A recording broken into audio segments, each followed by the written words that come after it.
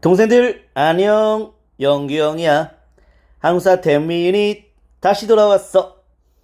자, 기다리냐고 고생 많았어. 새로운 변화의 모습으로 다시 시작해볼게. 그 새로운 변화는 뭐냐면 실제 기출문제에 나왔던 문장들, 이런 문장들은 좀 더 강조하면서 얘기하도록 할게. 자, 이 내용은 기출이다 라는 얘기로 하면서 기출 나왔던 문장들 꼭 기억하면서 공부하고, 그리고 확장된 내용들은 좀 더 확장해 나가면서 한국사 실력을 탄탄하게 한번 만들어 보자고. 그래서 한국사는 공무원 시험에 아주 효자 과목이 돼야 되겠어. 자, 시작해 볼게. 자, 먼저 경제사 수치제도에서 삼국시대 때 상황을 살펴볼게. 자, 삼국시대 때의 조세는 바로 토지세를 말하는 거지. 토지세를 걷는데 재산에 따라서 호를 나누어서 조세를 거두었다라는 내용이야. 자, 그러니까 재산이 많으면 많이 걷고 적으면 적게 걷고, 근데 당시에 이제 조하고 세라고 하는 개념을 구별해서 이해할 수 있겠는데, 조는 토지세, 조세를 말하는 거지만 세는 인두세는 바로 머릿수로 걸었다라는 것이야. 머릿수대로 걷었던 인두세의 비중이 더 컸다라는 것, 고대 사회에서는 아직은 토지의 파악이 세밀하지 않았다는 걸 보여주고 있는 것이지. 그렇게 이해하면 되겠고, 자, 그 다음에 공납은 특산물 걷는 걸로 이해하면 되겠고, 그 다음에 노동력 증발하는 거지. 역은 노동력 증발. 15세 이상의 남자들한테 노동력을 증발했는데, 법홍왕 때는 제방을 쌓는 과정에서 바로 영천 청제비를 쌓았는데, 그 영천 청제비에는 바로 노역 동원에 대한 내용이 소개되어 있다는 것이지.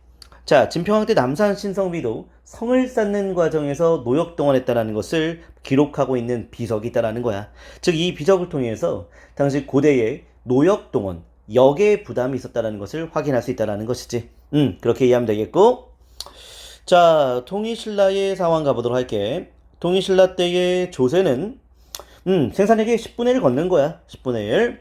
자, 그리고 특산물은 촌락 단위로 징수했다. 일반적인 내용이고, 그런데 자, 역은 16세부터 59세 정남한테 부과했다는 것을 기억했으면 좋겠어. 정남한테. 자, 여기서 말하는 정남은 16세부터 59세의 성인 남자를 말한다는 것, 뭐 그 정도 기억하면 되겠다. 자, 발해 가기 전에 바로 통일신라 때의 이 촌락의 경제 상황을 파악할 수 있는 민정문서라고 하는 것인데, 요게 기출문제에서 아주 많이 나왔어. 기출 문장들이야. 확인해보자. 통일신라 때의 당시, 자, 촌락문서라고 해서 있었던 민정문서는 서원경 부근에 바로 4개의 자연촌에 대한 촌락문서가 되겠어. 이 서원경은 현재 청주지방이라 볼 수 있겠지. 이 청주지방의 역사, 바로 오소경 중에 하나가 바로 자, 서원경 청주가 되는 거고, 직지심체 요절이 고려말 우왕 때에 발행되었던 금속활자가 되는데 바로 청주 흥덕사에서 만들어졌다는 얘기지. 이인좌에난, 자, 영조 때였지. 영조 때 일어났던 이인좌에난 청주성을 점령했다는 것도 알아두면 좋을 것 같아. 자, 발견된 장소, 민정문서는 청주 서원경 지역을 조사한 문서지만 발견된 장소는 일본이었어. 일본에 유출되었다 볼 수가 있겠지. 일본 정창원이라고 하는 절에서 바로 민정문서가 발견되었다는 내용인데, 자, 이제 밑에 이 내용이 정말 중요한 기출이야. 촌주. 이 촌주가 3년마다 작성했다라는 거야.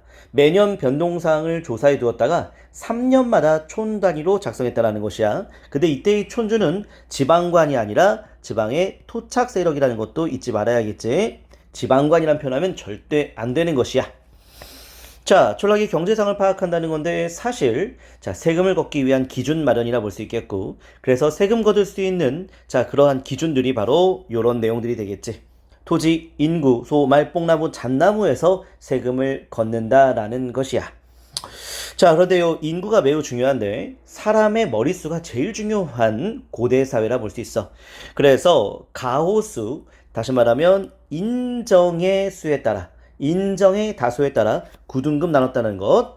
자, 그리고 나이에 따라 남녀별로 먼저 구별한 상태에서 나이에 따라 6등급 나눴다는 것이 매우 중요한 내용이야. 소추조 정제노, 인구에 따라 6등급 나눴음을 보여주고 있는 내용이지.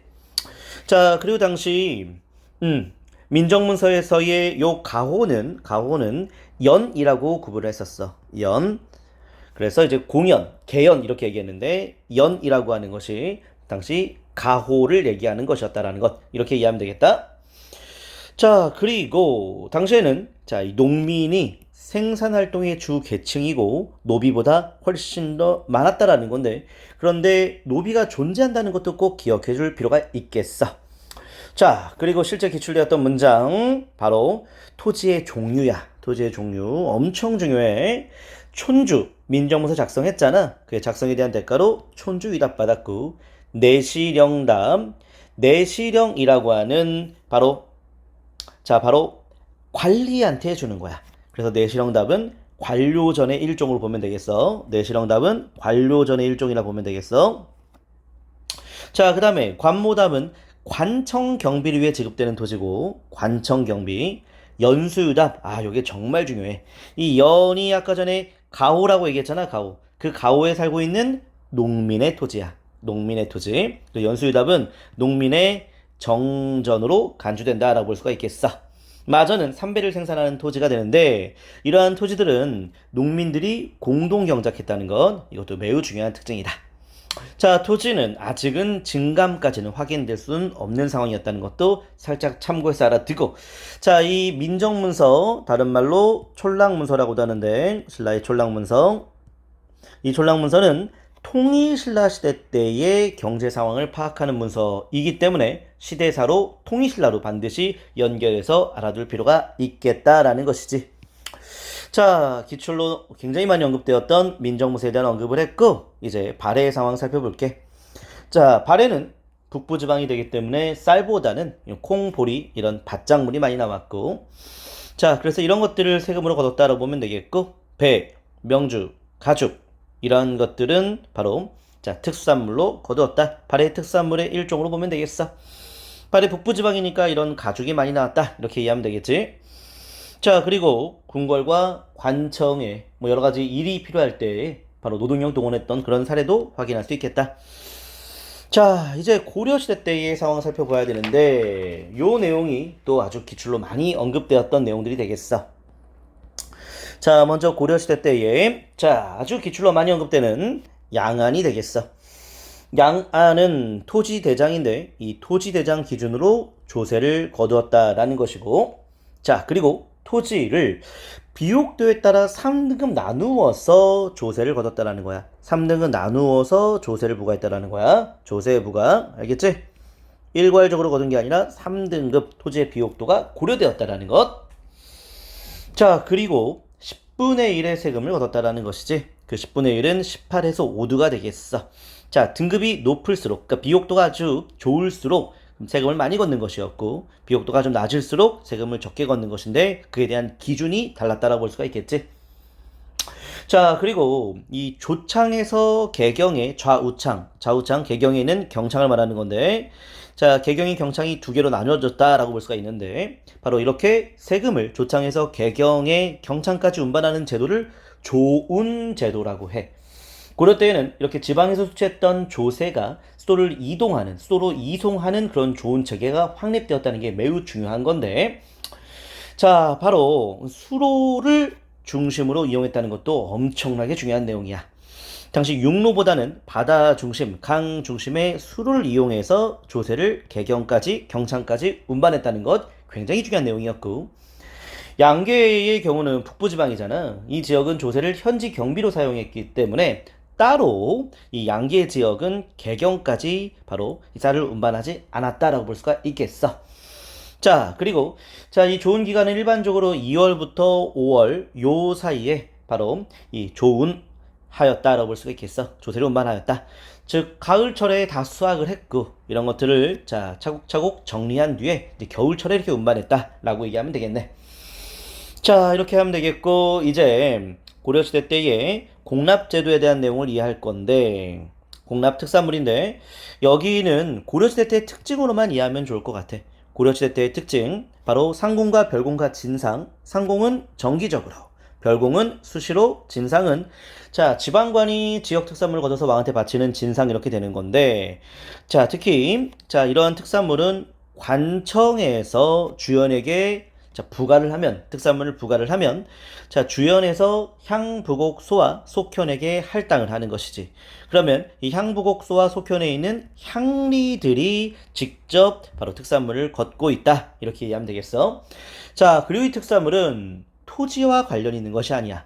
토지와 관련 없고 바로 호적을 기준으로 특산물을 걷었다.